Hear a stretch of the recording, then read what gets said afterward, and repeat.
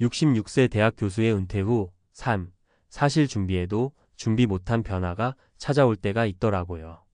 저도 은퇴를 앞두고 한동안 은퇴 후에는 자유롭고 편안하게 살 거야 라고 생각했는데 막상 그 길에 들어서면 예상치 못한 어려움에 부딪히곤 하더라고요. 오늘은 은퇴 준비와 은퇴 후 삶에 대해 솔직하게 이야기해보고 실제 사례 3가지를 통해 왜 충분한 준비가 필요한지 같이 고민해보려 해요. 우선 은퇴는 단순히 일에서 벗어난다라는 의미를 넘어서 오랜 시간 쌓아온 정체성이 한순간에 흔들릴 수 있는 시점이에요. 대학 교수로서 수십 년 동안 학생들을 가르치고 연구하며 얻은 자부심이 어느 날 사라진다면 자신을 다시 정의해야 하는 큰 도전이 시작되는 거죠. 그래서 은퇴 준비에는 경제적 준비뿐 아니라 심리적, 사회적 준비도 포함되어야 해요. 예를 들어 첫 번째 사례로 김 교수님 가명은 평생을 대학에서 연구와 강의에 몰두하며 보냈어요. 은퇴 후에도 많은 사람들은 그분이 여전히 활기차고 행복할 거라고 기대했죠. 그런데 현실은 다르더라고요. 은퇴 후 정체성의 상실감과 소외감에 시달리면서 오랜 동료들과의 관계도 자연스럽게 멀어지게 되었어요. 결국 김 교수님은 새로운 취미와 봉사활동을 통해 자신을 다시 찾으려 노력했지만 그 과정이 쉽지 않았다는 후회를 남겼어요. 두 번째 사례로는 이 교수님 가명의 이야기를 해볼게요. 이 교수님은 은퇴 전에 재정 관리에 철저하게 대비했다고 생각했어요.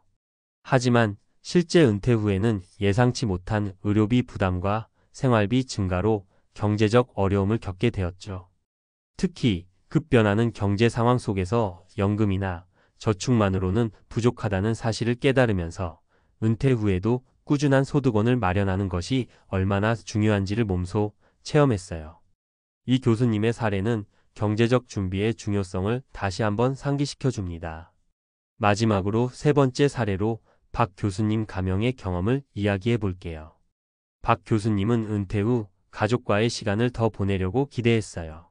그러나 은퇴 후 오히려 가족 간의 역할 변화로 인한 갈등과 외로움을 느끼게 되었죠. 오랜 시간 학문에만 집중해왔던 탓에 가족과의 깊은 소통이나 새로운 인간관계 형성에 어려움을 겪었어요. 결국 박 교수님은 사회 동호회나 지역 커뮤니티에 참여하며 새로운 삶의 방향을 모색했지만 그 과정에서 느낀 고립감과 상실감은 쉽게 잊혀지지 않는다고 해요. 이 3가지 사례를 보면 은퇴 후의 삶이 단순히 일을 그만두고 쉬는 단계가 아니라 새로운 도전과 변화의 연속임을 알 수 있어요. 그러니까 지금부터라도 은퇴 후의 삶을 미리 설계하고 경제적뿐 아니라 심리적, 사회적 준비를 차근차근 해나가는 것이 필요해요. 은퇴는 끝이 아니라 또 다른 시작이라는 점을 기억하면서 자신만의 행복한 삶의 방식을 찾아가는 과정으로 받아들여야 하지 않을까요? 결국 대학 교수로서의 명망이 아무리 높아도 은퇴 후의 삶은 누구에게나 찾아올 수 있는 도전이에요. 여러분도 혹시 은퇴를 준비 중이거나 이미 맞이한 분들이 있다면 이 사례들을 참고해서 미리 대비하고 주위 사람들과 소통하며 함께 헤쳐나가길 바래요. 인생의 새로운 장을 여는 데에는 준비와 마음가짐이 정말 중요하니까요. 은퇴라는 단어가 주는 허망함은 때론 잔인할 정도로 현실을 꿰뚫어 보게 만듭니다. 66세라는 숫자에 얽힌 시간의 무게는 빛바랜 명예와 함께 한 줌의 자존감마저 산산조각 나는 비참한 결말을 예고합니다. 교수로서의 화려했던 과거가 이젠 먼 기억이 되어버리고 스스로가 쌓아온 업적마저 차갑게 빛바래어 보이는 현실 속에서 아무리 자극적인 이야기를 꺼내도 그 잔혹한 진실 앞에서는 모든 감정이 무력해지곤 합니다. 은퇴 후의 삶은 마치 오래된 필름처럼 서서히 재생되며 눈물과 후회의 색채로 가득 차 있습니다. 대학 강단 위에서 반짝이던 눈빛은 이제 창밖에 스산하게 내리는 빗방울처럼 차갑고 그 빗줄기 속에는 한때 수많은 제자들에게 꿈과 희망을 불어넣었던 열정이 씁쓸한 후회로 바뀌어 있습니다. 예를 들어 한때 수많은 학생들을 격려하며 인생의 이정표를 제시했던 김 교수는 은퇴 후 어느새 어둠에 갇힌 채 방 한 구석에 몸을 웅크리고 앉아 있습니다.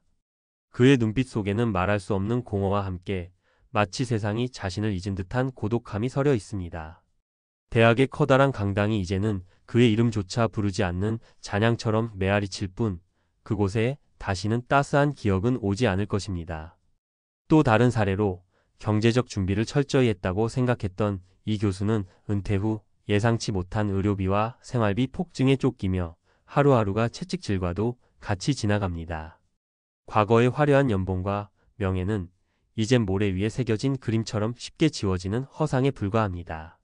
그가 겪는 경제적 고통은 단순한 숫자 이상의 문제로 마치 추락하는 빙산처럼 차가운 현실의 파편들이 그의 심장을 때리고 있습니다.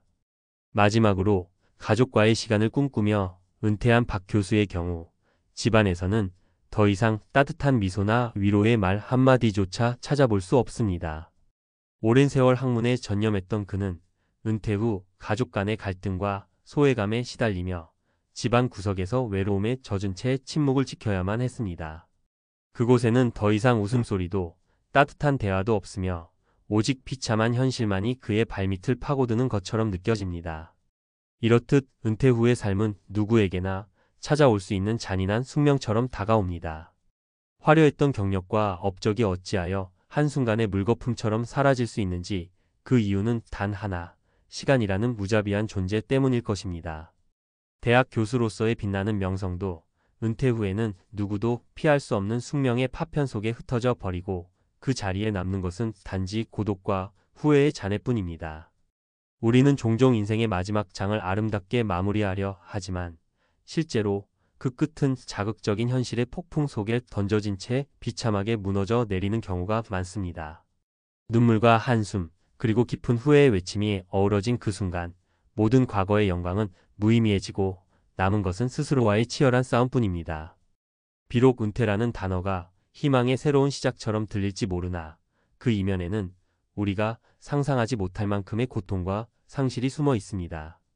각자의 인생에 있어 교수라는 자리에 올랐던 이들이 겪은 아픈 이야기는 단지 그들만의 비극이 아니라 우리 모두가 미래에 마주할지도 모르는 현실임을 경고해 줍니다. 그런 의미에서 지금 이 순간에도 수많은 이들이 눈물과 절망 속에서 스스로를 다시 일으키기 위해 애쓰고 있음을 잊지 말아야 할 것입니다.